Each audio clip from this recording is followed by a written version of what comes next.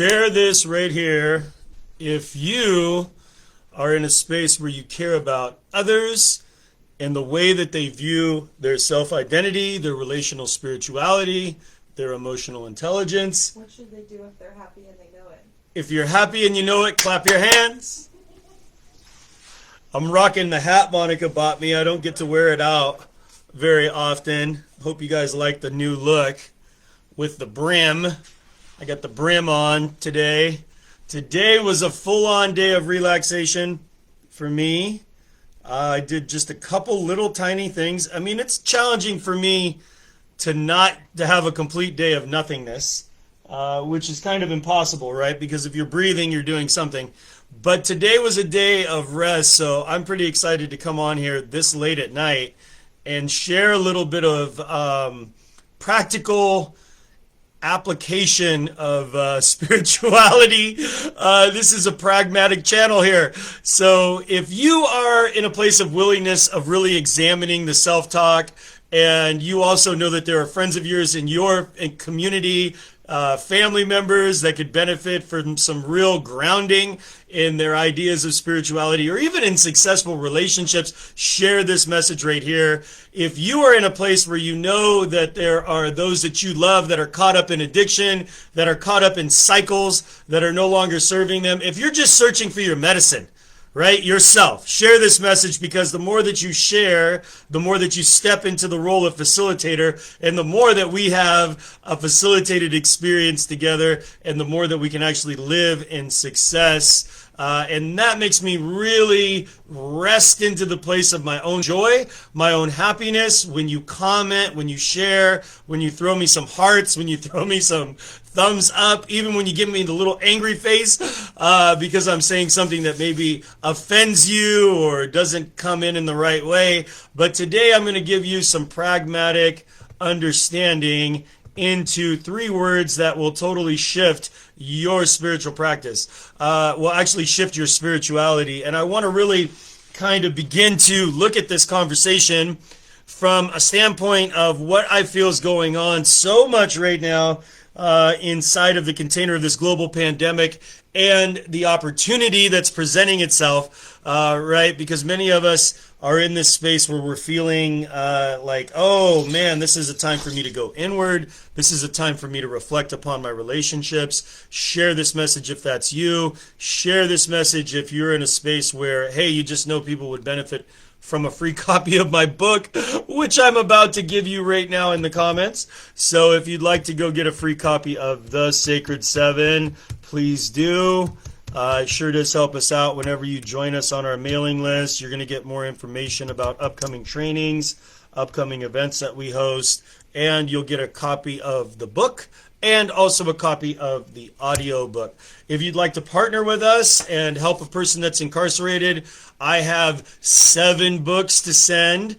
7 books to send to people who are incarcerated. I'm very happy that 7 people bought my book since the last time I sent books to the Arizona Department of Corrections. But we are partnered with the Arizona Department of Corrections. Every signed copy of the book that we sell, if you have someone, a friend of yours, that could use a powerful message of self-identity based on indigenous technologies of really creating a foundation for effective community, reach out, get a signed copy of the book. That will give us the ability financially to send a book into the prison. And when I feel into the space that the people are living in, incarcerated today with the pandemic, I feel it right below my navel. It's like this whole rush of energy that I hope you can connect to, because those are individuals that are living incarcerated, some of them in there for simple drug crimes that almost every person in our community could be convicted of. Some of these people are caught up in addiction, caught up in mental illness, and they found their way to the prison system. I really believe that probably, this is a statistic I'm just going to throw out there, but the 90 percentile, within the 90 percentile of all crime goes back to some sort of addiction or mental illness. I haven't looked up the statistic for that, but being a person who is incarcerated and seeing the level of mental illness, seeing the level of addiction inside of the institutions, it is definitely a part of the air that you breathe while you're in there. So we want to help people that are suffering, people that are dealing with the sickness of this culture. And guess what? You're going to get a transformational book with a personal message written to you that I channel and sit with and pray. So if you can join with us with that financial responsibility of $27, we sure do appreciate it. If you can't, and you want this information, you want to learn a little bit more about yourself through the indigenous technology of introduction, then I would encourage you to get a free copy. This information is free to you. It really helps us also get this information out there and do what we love, which is transforming culture. So I'm going to go ahead and start with this message here today. Again, here, please share this message to your groups, your spiritual community here on Facebook. Share it to your friends, your family members. I'm going to really create some tangible value in this conversation that we're about to have. And I want to hear from you. Rona, thank you for sharing here. Thank you for coming on a Sunday night. And if you have any questions throughout this conversation, please hit me up, send them to me, send me some hearts, send me some love. I really appreciate all of that. So, Dogate, Andrew Ecker, Yinashe, Adonna E, Nashinigi E, Inde Nashe, Irish Bashachin, Inde Dashache, German Dashanali, Akote Go E Tashli E, Portland, Oregon, Inasha, Shama E, Kathy Lindsay Woye, Shaza E, Del Ecker Wole. My name is Andrew Ecker, my mother, Kathy Lindsay, my father, Dale Ecker, my mother's mother, Elva Gallegos, Apache woman from New Mexico, my father's mother, Evelyn Beatty, Irish woman from Pennsylvania, my mother's father, Leroy Lindsay, Apache man from Arkansas, my father's father, Wayne Ecker, German and Algonquin from Pennsylvania. I have a daughter, Bailey, a son, Peyton, a beautiful, beloved, and extremely intelligent fiance, Monica, that gets excited when I nerd out about online courses and different educational products. We were talking about them all day today. So, born in Portland, Oregon, the land of the Multnomah, the land of the Clackamas, although I reside here in Phoenix, Arizona. Grateful to be here with all of you on this Sunday. I'm going to be sharing with you how sneaky competition can be when it comes to our spirituality, and how the linear, right, which is really inside of the characteristics within the Sacred Seven, is about the masculine, and how this masculine kind of patriarchal idea of spirituality can slip in, sometimes unknown, in our processing. And what this kind of system of spirituality has done, especially working with high performance people, we do some coaching work, and I'm not going to, boast about the client list, but, it includes companies like Charles Schwab, Bain Consulting, Cancer Treatment Centers of America, United Healthcare, big names, high performance people that are working in community development, and then working with online, doing one-to-one coaching with people that are involved in, health industry, those kind of folks. What we often run into, and also people that we care about, just people in community, listening to conversations, listening to them really step into their knowing, is this idea of the distortion of the linear that the masculine really begins to create. So we have inside of us a trinity of self-identity within the spiritual directions that I outline in my book. And these spiritual directions are below, above, and inside. And that is the feminine, the inner child, and the masculine. Now, generally, these relationships start with ourself, our mom, and our dad. And the reflection of those relationships creates us either a learning or an opportunity to unlearn. And inside of the navigation of those three relationships, there is a huge amount of learning that presents itself. And one of the aspects of learning that really comes forward when we step into our relationship to our spirituality and the distortion of the masculine energy, which is a linear logical energy, when it's in its manifestation of balance with the feminine and the child, it creates a dynamic of logical wisdom that complements the Trinity. It creates a wall within the triangle. And when the triangle is formed in sacred geometry, that is a balanced shape. All three sides balance so that it can create a strong structure. And this is how we begin to digest the process of our own identity inside of the feminine, the masculine, the inner child. Now, this is really based on indigenous practices that I've learned in ceremony and that have been really grounded into me in the concept of the masculine and the feminine, that it's not a gender role. You know, you are not in a space, well, let me put it this way, as a woman, you also have a masculine energy. As a man, I have a feminine energy. And this is what gets so challenging for our contemporary culture to understand, that has these really static, rigid ideas of gender. Hey, Jaybird, Monica, love you. Good to see you both here. These rigid forms of gender identity then translate into distortion when we really look at the energetic manifestation of those vehicles of understanding self-identity. And now let me just rest into that for a minute. So because we have a collective consciousness, a collective experience that has created rigidity, static structure inside of the identity of energies that are really meant to optimize our own behaviors, they're meant to optimize our self-identity, and of course, optimize our relational spirituality. But because of the density inside of our collective experience in our culture, we have a distortion that manifests often. And what I'm talking about in the way that it creeps into our relationships and the way it creeps into our own self-analysis, our own self-acceptance, the way it creeps in the dysfunction of competition, these are all variables that when we begin to look at the macro and we begin to really understand ourselves from the concept of the 7 directions that the Creator has given us, and we begin to see beyond the hyper-focus, right? Because the hyper-focus is a narrow view. I hope you're following me here. Please let me know in the comments. Please let me know that I'm languaging this in a way that's effective. I have heard from people who are close to me that when I begin to unpack the language around the feminine, the masculine, and the inner child, for some this becomes challenging. So I'm really taking that into consideration, and I'm speaking from my heart. And I hope that you can feel that wave of energy coming from my heart, because I really am looking for integration here. I'm really looking to integrate with you. So please let me know as we begin to go forward and kind of step into some larger concepts that you have the foundation of this conversation set. Because if we can understand this foundational understanding of feminine and masculine energy, and then also the energy of the child, we can begin to really see how this applies to the distortion inside of our life. And that's exactly right, Monica, the perception of self. The perception of self gives us the opportunity to step into the vastness of the totality. Okay, so I feel like I've given a foundation, and I'm not hearing a lot of questions coming from everyone, so I'm going to go forward.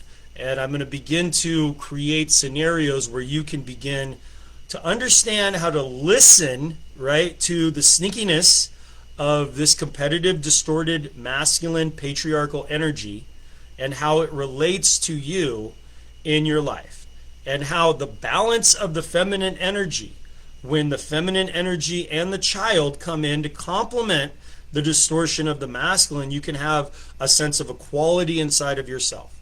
And that's where we're optimized. So, competition and the distortion within the linear. How does this relate to spirituality? When we begin to step into this place of listening to individuals that are actually using a scale system within their own self-identity, they're saying to themselves, oh, I'm operating at a 2 today, or I'm operating at a 3 today, or I'm operating on a scale from 1 to 10. And what this does is it creates this idea of lower vibrational energy. Now, I want to share something with you that will be liberating if you can get this into your heart space. And I'm going to define this by my role in the community and by the role that Monica and I have built in our business of going into places that are very dense in energy and working with that energy, creating love and gratitude out of the density of that energy, creating manifestations of healing out of the density of that energy, and also living in a place where attachment, right? Now, this is a very important conversation. Share this to your friends that are dealing with the power of empathy. Share this with your friends that are dealing with the struggle of depression and the energetic density that feels overwhelming to them. Share this with those individuals that you know are caught in the state of captivity, because this one question that I'm sharing with you, this one answer to this question, is really liberating. Okay, so the question being, does energy exist in a form of good and bad, first of all, right? And when we look at that, is energy good, is energy bad? And we really begin to honestly evaluate energy, right? If we look at the fuel of energy, and we realize this as so above, so below, right? Spiritual energy. Energy is existing in a non-linear conceptualization. It's existing in a form that is completely absent of low and high. It is in a form of existing that is eternal. Okay, understanding this about energy in your spiritual practice will give you a sense of empowerment. It will give you a sense of liberation. And most importantly, it will identify for you a foundation of sovereignty. And how is this manifested? It is manifested through practice and, honestly, conditioning of the neuroplasticity within the biological system. And I know that this is, something that many of you are maybe challenged to step into, that personal responsibility that comes from sharing in circle, from utilizing your song, from utilizing your prayers, from playing your drum. But I want to give you that sort of understanding so that you can live an optimized life, and you can understand also the codes that you have come in with and the heightened state of your own sensitivity to energy. Now, when you feel the gravitational pull of dense energy, right, what this is an indicator for potential. This is an indicator for potential. Now, what we have come to do in our contemporary spiritual world is we identify the gravitational pull of energy as negative energy. Okay, we begin to agree with that pulling system, right, of energy is a negative attribute of energy. And what I'm sharing with you is that if we were holding a blanket, right, and I dropped a bowling ball into the middle of the blanket, and then each one of us dropped marbles, the marbles would flow to where? The bowling ball.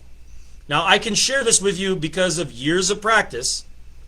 Me and Monica going into hospitals where people are literally screaming at the top of their lungs, "You're a fucking liar, fuck you." I mean, dense places of psychiatric trauma, dense places of drug addiction, dense places of energetic collective consciousness. That for many people that are in a limited point of view to their relationship with energy would be drawn into the gravity, and then behaviors would manifest. So, how do we begin to understand sovereignty? How do we begin to unpack the ideas and the concepts of the distortion within the masculine and how it relates to energy? We begin to dissolve the conversation of good and bad energy, low frequency, low self, higher self, right? This concept of higher self, what this often does is it compartmentalizes your experience and your emotions. Now realize this, that, we live in a culture that tells us that our emotions are wrong. Like, you're feeling bad. These are things that we tell ourselves. We tell children this. Why are you feeling bad, honey? And what happens is I used to think that this was a man thing, that men weren't supposed to feel. But you know what? This is a culture thing. Women are taught from little girls to grown-ass women to put their feelings aside and to do for their family. We live in this perpetual dysfunction of understanding energy and how it serves us. And why is there so much dense energy out there? It's because the empowerment is activated right now to utilize that energy to bring about transformation. You see, we are in a state of transformation. It's not that we're getting there, right? It's that it's here now. It is here now. So I'm giving you some tools to really begin to optimize your relationship to energy, and also to give you a deeper understanding of how this competition kind of model fits into the conversation. So whenever you start to hear people talk about their higher self, and they start to talk about this idea of their soul self, the higher dimensions, all of this conversation is limiting. It is not enhancing your experience, people. It's limiting you in accepting your emotions. Because spirituality is not about being a robot, high on that gratitude, high on that Jesus. Spirituality is about understanding the perfection of the optimization of your acceptance of energy flowing through you. You are a conduit, right? Even the density of your own trauma becomes optimized when you liberate yourself from this conversation of higher self, lower self, all of this nonsense, people. This is nonsense. This is illusion. This is a limiting point of view that is perpetuated in the distortion of the patriarchal masculine. We as individuals that are stepping into sovereignty and creating and defining a relationship with energy and defining a relationship with culture. Listen, I'm starting to feel this all over my body right now because I know that you are starting to step into your optimization. I know this because the revelation is coming to you. The rhema word is coming to you. This is where, the Greeks, they talked about this revelatory word. That your body is beginning to resonate in this frequency. And it's even, some of the words that I'm sharing to you are hitting, but then others are hitting on an energetic level. So I want to give you this mantle of freedom and sovereignty in your life. And I want to give you this idea of being able to utilize energy in a way that serves you. So Nick is stepping in and says, so you feel huge, heavy energy. And what do you do? Excellent question. So first of all, when we feel the density of energy, we become excited about the potential of that energy. And then we access the density of energy through the empathic nature inside of us. Once we are in that access point, we utilize the energy in a way that transforms culture by giving that energy permission to exist inside of another container. Once energy is accessed, it exists in two forms, density and flow. When it is in the flow state, it's looking for a container. This is where we get to designing metaphysical architecture. You can access the density within another person by allowing yourself to step into intimacy and vulnerability. Now, this is where courage happens, Nick. Courage happens when you step in through intimacy and vulnerability, and you begin to share what you're feeling, and you begin to share your needs and how you can be supported. So inside of the modeling of the feminine, the masculine, the inner child, you have the ability to represent your feelings with the child, because the child is the feeling. Okay, the child is not separated from its feelings. Whenever you're around little children, if they're happy, guess what? You know they're happy. If they're lonely, guess what? You know they're lonely. If they're sad, guess what? You know they're sad. If they're angry, if they're greedy, if all of the feelings of the emotional complexity of the human being, when we are in the child self, we step into the immersion of that ability to manifest the emotional energy. Clarity happens inside of the child of our emotions. This is where the statement, I am feeling, is generated. Nick, how does this happen? You're in relationship with a group of friends. Inside of that relationship, you are the one that is the catalyst for transformation by saying, I am feeling whatever you're feeling. If you step into the energy, and I can tell you, Monica has witnessed this literally thousands of times with me, literally. And I'm not kidding. I'm not even Like, I am not joking when I say this. That she has seen me step out in the middle of a psychiatric lockdown in a memory care and say to a group of people, before I got to this circle, I was feeling lonely. I was feeling that heaviness, that loneliness that doesn't go away when you're in a group of people. And I can tell you that by being here with you, I am feeling that loneliness even right now. But I know that I'm not alone, and if I keep practicing and if I keep showing up, maybe I'm going to feel something. Maybe I'm going to feel happiness. Maybe I'm going to feel something. I'm recognizing the emotional density, and I'm allowing myself to, first of all, accept it within me. Courage. When I begin to step into that density and allow for the manifestation to happen, sometimes the language of defining the emotion is irrelevant. Sometimes it's just saying, you know what, I'm feeling something in my stomach right now. You know, I don't know if anybody else is feeling that, but I'm feeling that. Then we step into, right, the need. The need comes from the feminine because the feminine has the emotional intelligence to understand what the need is. Okay, when the need comes forward inside of the feeling, like for instance, I'm feeling the heaviness of emotion right now, and I need to feel light, right? This is what happens. The feminine comes in and says, I need, what do I need in regards and in relationship to the energy that's manifesting? The feminine says, I need to feel light. Now, how does the opportunity of the optimized masculine fit into this equation? Because the masculine is a very important part of this wholeness of self-identity. The masculine says you can support me by, okay? And that's where your linear conceptualization of how you are going to step into your own emotional sovereignty will manifest. I hope that hits home for you, Nick. I hope that that brings clarity to the conversation.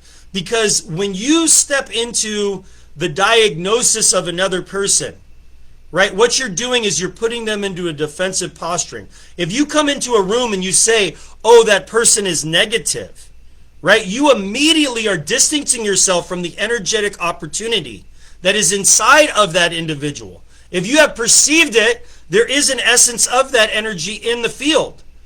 Now, how do you optimize? You optimize by going into that energy through intimacy and vulnerability and functional communication. When you are inside of that, you can then state a need that mostly will resonate with everyone. And then you can also begin to create a strategic understanding of how to be supported. Sometimes it's by opening up a dance party and saying, hey, I need to dance right now, right? I need to get my groove on. You know, and what this does is it gives others permission to dance through the energy, to dance through the manifestation of the density. These are ancient tools, by the way. Why have indigenous communities used dancing, singing, and drumming since the dawn of cultural identity? Because it works. All right? And we need to understand the indigenous technologies today if we are going to live not just in sustainable, right, communities, but regenerative communities. You know, a time is coming when you are going to see regenerative farming practices as a label on the food you buy. And you're no longer going to be buying organic food. You're going to be buying regenerative food because that's where we're at. When we begin to practice it in a way that is inside of our relationships, the relational energy will manifest the physical. Very powerful. Oh, thank you, Jaybird. Thank you for that. That validation is important. You know, these concepts, when we take the power that's within the indigenous technologies from around the world and we begin to apply them to our lives in our contemporary world, it's challenging to language these things because it's the concept, the technology is coming from a language that is in a total different format vibrationally. So really leaning into the process and actually letting the elementals speak through me in a certain sense is where the channel of this language comes from. You know, I would like to take full responsibility for it, but I have to, you know, really give credit where credit's due, and it's source. You know, it's the Holy Spirit. It's the air, the water, the fire, the earth that is coming up with this language because these concepts are codes inside, but yet languaging them out so that we begin to create a deeper processing is really the importance, because that's where, we really become effective in how we're going to step into this area of transformation. So I wanted to, I got into some forms of the captivity of the linear, and I brought us out into sovereignty. But I just want to give you some simplicity here. Again, share this message with the groups that you know that are out there that are, maybe caught up in the language of captivity, maybe caught up in the ideas of this higher self, patriarchal, linear, masculine energy that are limiting themselves and are wondering why they're walking around limited. Language is power. Okay, and when you begin to step into the practice of optimized language in your life, you're going to see effortless manifestation. I am living proof of that. Mine and Monica's relationship today, we were just talking about, we went out and we were spending some time with some family members. And, our family, probably close to your family, in a lot of ways, when we get together, certain individuals in the family, they like to drink. They like to, party.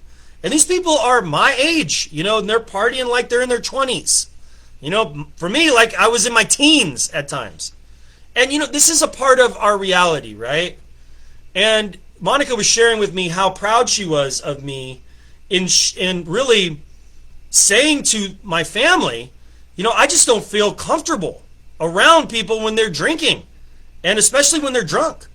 I just don't really feel like that's something that I want to be a part of. And when I talk about effortless manifestation, what I'm going to share with you is something very powerful that will unravel a lot of maybe the confusion that you have around your practice of showing up sober, right? And I know that maybe I'm going to disconnect a little bit from my audience here, but I'm going to share something with you that's powerful content.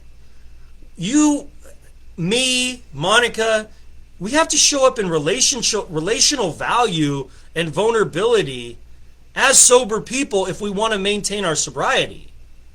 What I'm saying is that the practice of showing up in intimacy and vulnerability without the limitation of a chemical is what gives us the ability to live effortlessly without the chemical. You see, our relationship, the dynamic that we have in our language, the way that we communicate, the way that we make love, the way that we worship together, the way that we hold our altar, the way that we eat together. This is the practice that gives us limitless abilities. And when we manifest and we're in relationship with individuals that have to have a substance to just function in community, right? When we're in that space, it is challenging. It's challenging to be the one that says, you know what? I like to be sober. I do. I like it. I like to be sober-minded. I have 20 years free from substance abuse, and it feels pretty darn good. And Monica said to me, she said, if a person is your age, they're, in their late 30s, early 40s, and they still think that you have to have a drink to be cool, they probably need to go talk to their counselor. That was really funny when she said that, but anyway, that was an inside joke today. Back to the content that I'm sharing. I love you guys so much. So, let me see what Jaybird says here. A Kuma, I know from Kauai today, spoke a common saying in Hawaiian that roughly translates to the language that either create well-being and life or it can bring death and destruction. This is so important. Now, this is, one of the things that's relevant to that conversation of how indigenous language, right, brought about transformational frequency is there's also a cognitive part of that, right? It's the processing of the language that gives you the ability to navigate these energetic vehicles, in the metaphysical architecture of reality. Now, what's important to understand is that within English, the complexity of English, we do have the ability to reach into that form of communication and to have the functionality manifest in our lives. It does take practice.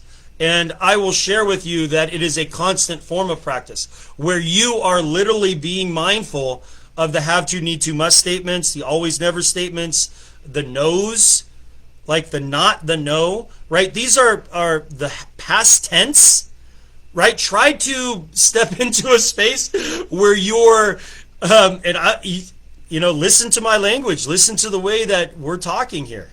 One of the things that people that I coach and that I have relationships with, they will tell me of the clarity of the conversation.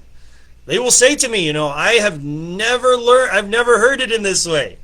And I say to them that, well, hey, now you are, and we can go ahead and eliminate the never. That's it. And any of you that have done a one-to-one with me or a coaching session, you can laugh at that, because I will allow individuals that are in a place in which they're looking, hello Cindy, good to see you, that are looking at optimizing their language, their cognitive language, the way that they behave inside of their mind. And it is funny, right? It is funny to really begin to comprehend your language. Because most of the time in my life, many years of my life, I was speaking in a way that I really wasn't thinking about it. I really wasn't conscious of the way I was speaking. And in turn, right, my lifestyle was unconscious. So now stepping into this, incarnation that's before you now as this person that's practicing, right? I can tell you that there's liberation, sovereignty in that conversation. And I feel it in my heart when I start to talk about this stuff, because it just gets so exciting for me, and thank you for being here with me and sharing this. Please share this message if you're wanting to change culture. If you're a part of this conversation, if you're a part of the community of Sacred Sevens, if you are one of our Sacred Sevens and you've gone through our training, our coursework, you've read the book, you've applied the principles, you've created your altars, you've done the stuff that is a part of the Sacred Seven knowledge base, I thank you so much for being here, and I thank you for helping us define culture. So the 3 words that will change your spirituality, let's get to them now.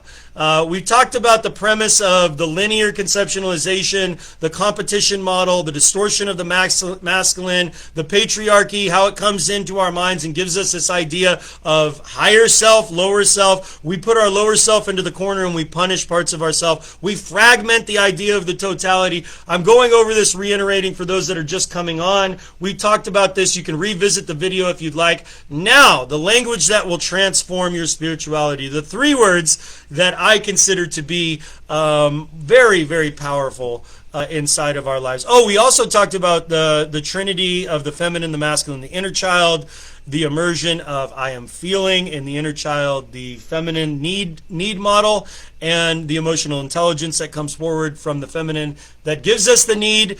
The masculine is the powerful tool of logical understanding, which allows for the support system to manifest. There is a lot of content in this video, and you could probably break it down into novels. This is a very powerful conversation. We talked about density of energy as well in 38 minutes. So now I'm going to get to the 3 points that I brought forward in the beginning of the conversation. There's a lot to unbox when we come together. Thank you guys. Love you so much. Thank you for sharing this to your friends and family, your groups, your community. Thank you for making a difference in really being alive to create a culture of awareness, a culture of consciousness. Thank you for your questions, everybody. So, first word, Kim, good to see you. All right, first word that's going to bring about transformation and sovereignty in your life, and that is the word practice.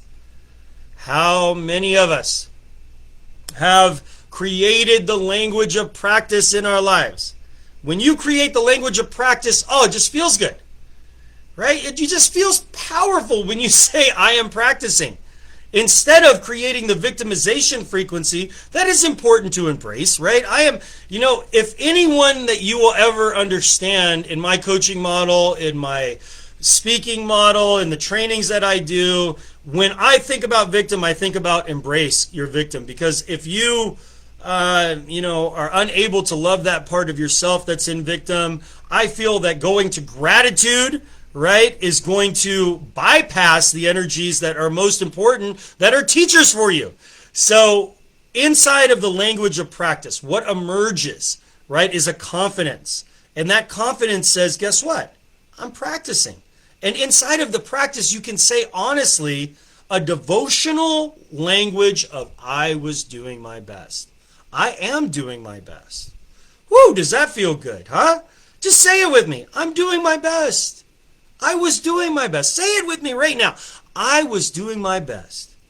I am doing my best Do you feel that, man? My elbow, I just got a nice pop in my neck. It adjusts our frequency. The shame, the guilt, the binding energies of captivity, all of that becomes liberated inside of that confident devotional language that comes from the foundation of practice.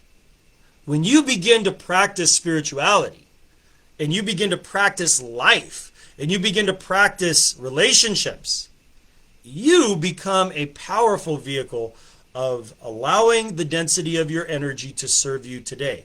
Because victim is a teacher. And your practice began when you went through the divorce. Your practice began when you got drunk, you were lonely, and you woke up next to somebody that you didn't know. Maybe your panties were off. Maybe you were in a space where you were hurt, where you were in a place where you felt raped, cheated, struggling, all of those things. This is a part of the liberation of your practice. There's no guilt in that thing. There's no guilt in the suffering. When you were out there putting that crack pipe in your mouth, putting those needles in your arm, drinking yourself stupid, you were practicing to be the sovereign, emotionally intelligent person that you are today. When you were out there robbing, stealing, being involved in the gangbanging lifestyle, doing all the destructive behaviors, when you were out there and you were predatory and you were out there taking advantage of women, taking advantage of men, doing the things that you were doing, manipulating relationships, you were practicing. Today you are practicing. Give yourself that permission. When you say I am practicing, you liberate yourself from the density of the guilt and the confusion and the illusion of separation from source. It is a powerful terminology to put into your life. Now I want to give you another word. And that word is acceptance. Acceptance is a part of the primal transformational energy of practice. When you say to yourself, I'm accepting my energy, I'm accepting my place, I'm accepting my victim, I'm embracing my victim, I'm loving my victim, guess what happens? You begin to access that energy with intimacy and vulnerability. You begin to use it as medicine to help others. Your acceptance of the trauma gives you the first stage in coming to grips with how you can begin to articulate the trauma and how you can begin to use it in a relational manner to not only help yourself, but that ultimately is the path, but to also help others, to live in community. Acceptance is a powerful, powerful word that when you begin to apply it to your cognitive ability inside of you, it energetically drops down into the heart and it begins to overwhelm you with beauty. Acceptance. And number 3 is relationship. How does it feel to say I am living in relationship to my mental illness? Whew, man. You know, I'm no longer in captivity. I'm no longer a victim. I'm no longer in illusion. You know, myself, I've been in relationship with post-traumatic stress my entire life, relative. And I can tell you that this lovely woman that's in my life right now, Monica, is the one that has given me that opportunity to accept that and give myself permission to say I'm living in relationship with you, post-traumatic stress. I'm living in relationship with you, depression. I'm living in relationship with you, suicidal ideation. I'm living in relationship with you, God. I'm living in relationship with you, Holy Spirit. I'm living in relationship with you, air, water, fire, earth. I'm living in relationship with you, tree people, gnome people, little birdies in the sky, ones that are swimming in the ocean. Relationship, relational spirituality, practice, acceptance, relationship. Those are the 3 words that I want to give to you today. And I want for us as a culture to begin to define our world on a premise of these 3 powerful words. Guess what if we said, oh, you know what? They were practicing. Forgiveness happens. Empathy happens. Manifestation happens, relative.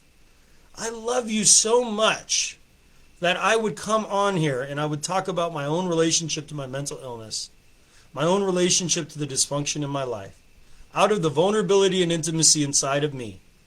I can give you that gift, and most importantly, I can give that gift to myself. This is a form of realization, of pragmatic spirituality. No longer am I caught in the confusion of, I'm in my higher self. Oh, I'm in my lower self. Right? No longer am I caught into the space of the dysfunction of the patriarchal, linear conceptualization of spirituality. Instead, I'm resting in the functional love of relationship acceptance and practice. Thank you guys so much. I'm going to go ahead and pray now. Close out this live. Oh, thank you, Cindy. Yes, Monica, practice is so liberating. Jaybird, thank you. Confident devotional language. Yes, I love that. Hello to you too, Kim. Thank you, Monica. Imagine if you said your parents were practicing and still learning. So freeing. Yes, it's true. You know, that's how it was for them. My mom being a person who died with a needle in her arm, she was practicing.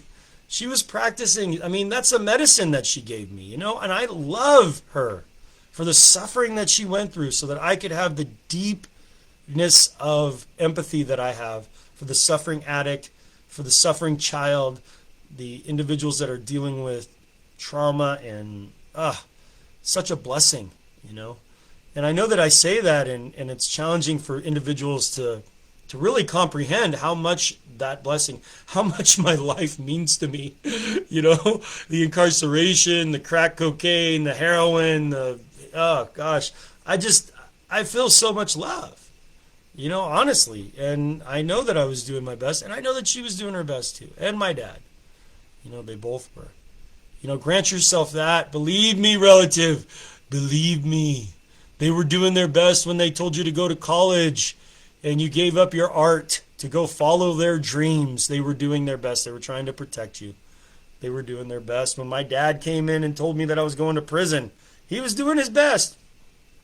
They're practicing. It's love, man. That's what love says. All right, well, let's go ahead and finish up here with a prayer.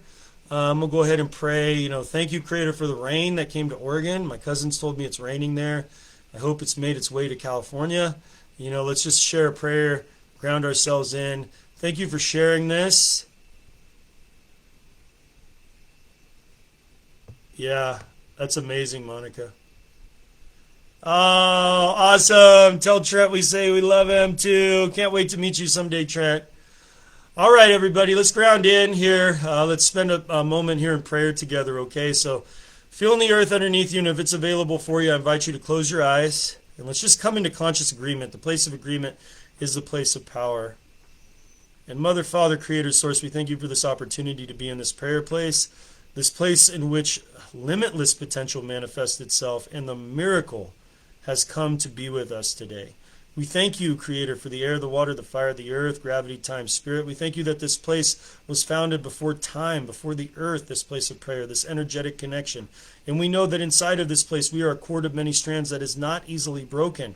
But instead, we bind ourselves right now to the power of limitless potential, breathing in the rains and releasing the rains upon the earth as we come to you now, believing that you have already put the rain upon the fires, that you have made the earth to be renewed, that you have moved the seed into the ground, that you have allowed for the trees to be blessed with water and nutrients. We thank you for the rains coming to the earth now. We thank you for the thunder beings. We thank you for a beautiful winter season, a fall season of much snowfall, of much rain, Creator. We thank you for replenishing all that the summer has taken from us, all that the summer has destroyed. We thank you for bringing to us a president that cares about the air, the water, the fire, the earth, that cares about the impoverished people, that cares about the refugee, that cares about the American worker, that cares about health care.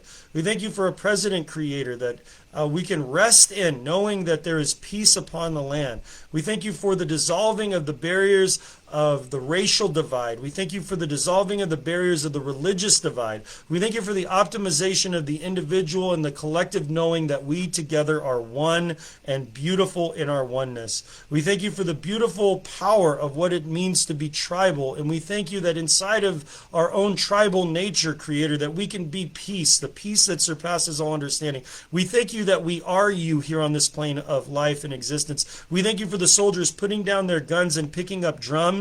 We thank you for the activation of the ancient fires. We thank you for the 7 pillars, the 7 altars. We thank you for the 7 directions. We thank you for the next 7 generations. We thank you for the optimization of our clarity of consciousness. We thank you for the language that brings about relational enhancement. We thank you for alleviating the stress of financial insecurity and giving us the ability to know that every need is met, that we are the lender and not the borrower, and that we have more than enough. We thank you for a home. We thank you for the peacefulness of our bed and our sleep. We thank you for dreams. We thank you for the ability to live in the dream world in a way that brings about manifestations inside of this physical representation of reality. We thank you for the animal people. We thank you for all of our relations from the doorway in to the doorway out. May this circle of love grow. May we meet the needs of all those that are inside of our community, and may we dissolve the barriers of limited ideas, that we may focus on the solution. We thank you for innovation, creativity, imagination, that we may advance what it means to be living in optimal regeneration with this beautiful planet. We thank you for clean air, clean water, clean fire, clean earth. We thank you for farming practices that bring about the microorganisms that we need to live in regeneration. We thank you for many years of life, Creator. Bless this time, Creator. Bless it.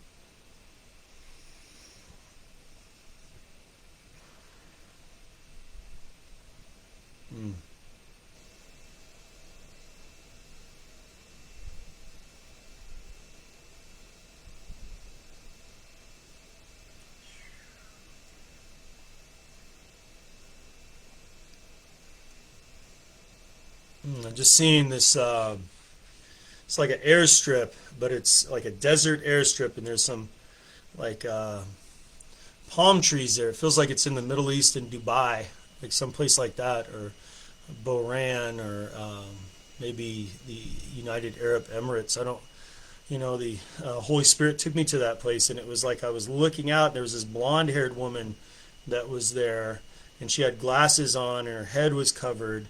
She was like an American woman, and she was talking about the beauty of the place, and there was water over, like, beyond the palm trees that I was seeing. I was seeing palm trees like that. Holy Spirit just brought me that vision, and speaking into that space, speaking into this, I'm seeing this woman, blonde-haired woman.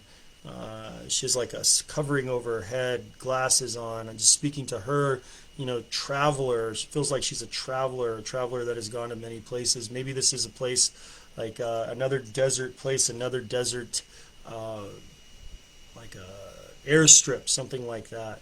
And just speaking into that confidently, here through the Holy Spirit, speaking the message of love and intimacy, and also understanding the grounding of the tree, right? Understanding the roots, as the roots go into the ground, that it's okay to feel connected to home. It's okay to feel connected to the earth.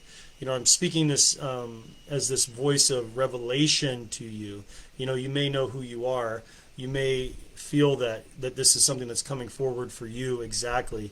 But I also want to unbox that idea of the Holy Spirit giving you that permission to resonate with the land that you are on right now, and to really believe in that permission that is granted to you as a wandering soul. Like, you've known yourself as a wanderer, you've known yourself as like a free-spirited individual, but yet there's a season coming where the necessity of your evolution is based around the roots of the plant going into the ground, and the tree, and how it finds its way to the stream of water underneath the earth sometimes, that it will find its provision in that way.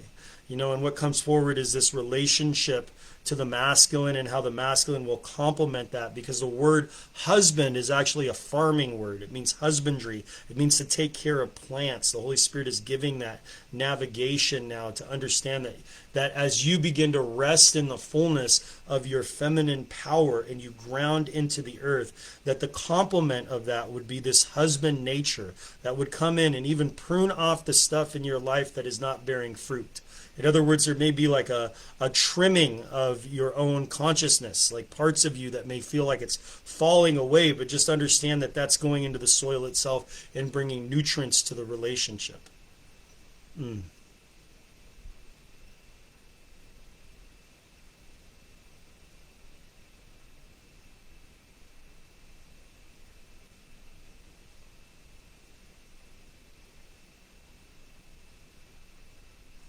And I just feel the presence of the stone of malachite. You know, the malachite stone, that energy, the green energy coming forward, the energy of protection as well, that necessity of knowing that you're protected inside of that space, that you may root into the earth, right? This is a part of the process of coming into this evolution of your own consciousness. You know, I feel that right now. I feel that very strong. And I'm just going to check in here. Here again, you know, staying in the presence of the Holy Spirit, staying in the presence of the ancestors, staying in the presence of, you know, the Creator. Just really opening myself up right now for revelation.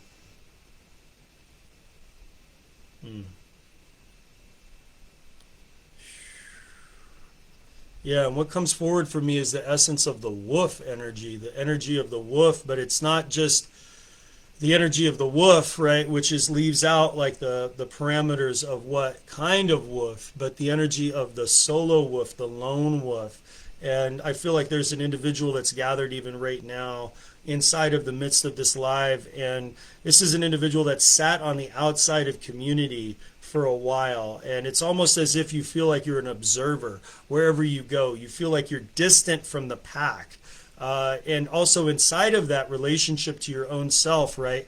Giving yourself permission to allow for vulnerability and intimacy to be the next stage of your own integration into relationship. There's a hunger inside of your lone wolf mentality, and that lone wolf mentality has created this distancing from the pack.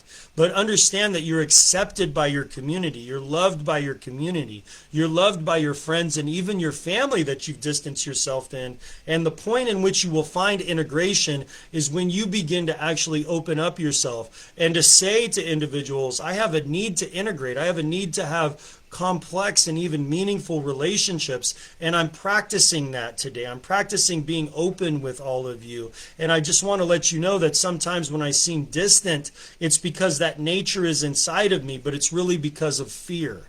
And I really want to give that to you, because as the Holy Spirit's speaking to me right now for this conversation to really unfold, there's this idea of limited belief systems that says that your pain, your suffering, your even guilt and shame that's been in your life, right, is something that individuals can't understand. But I'm here to share with you that the Holy Spirit is nurturing you to that place in which you can begin to realize that our pain is an our thing. It's all of our pain. In fact, the things that you've gone through in your life that you've kept in the darkness, because when you brought forward your pain, people have condemned you. Because when you were taught as a child that whenever you brought forward pain, it was wrong. You were told that you were no good, and that even your suffering was no good, and that inside of your mind you began to distance yourself from your emotions because you thought your emotions were weakness. But yet inside of this incarnation, that hunger for integrative relationships and even ceremonial relationships, that has stayed inside of you, and it will be quenched. The Holy Spirit is giving me that sort of ordinance right now when you allow yourself to step into vulnerability and intimacy. And there's a practice that's coming forward, because I know you're resistant to even saying that I'm speaking to you now because of the discipline of your isolation, but I want you to begin to give yourself permission and to even put into the comments that, yeah, you're speaking to me. I'm the lone wolf you're talking about. I want to give you that permission, but ultimately it's you that will define that role in your life when you're ready to come back to your integrated relationships, when you're ready to become a part of the pack. and leave that observer role, which is really limited and based around fear. That's a permission that only you can give you. And I even in the power of the Holy Spirit that's coming forward, right, there's only the ability of your free will to manifest that. You're the one that really has got to navigate that conversation. So give thanks. I feel the real presence right here, right now, at least with those two kind of words that came through for me. So give thanks, everybody. I hope that you receive that. Our traveling friend that's finding integration into home, that's being complemented by the male, and then this lone wolf. Yes. Beautiful, Jay Bird. Thank you. Love it. Blessings, blessings, blessings. Yes, I'm really happy that you shared that. That's beautiful. Thank you. Well, it's been a good night. Thank you for praying with me. Thank you for being here an hour on this live. It's a lot to unpack, I know. I want to open up a conversation with people sometimes. I want to do some interviews. I am a good listener, believe it or not, even when I'm talking. I love you all. Thank you so much. Please share this message. Blessings.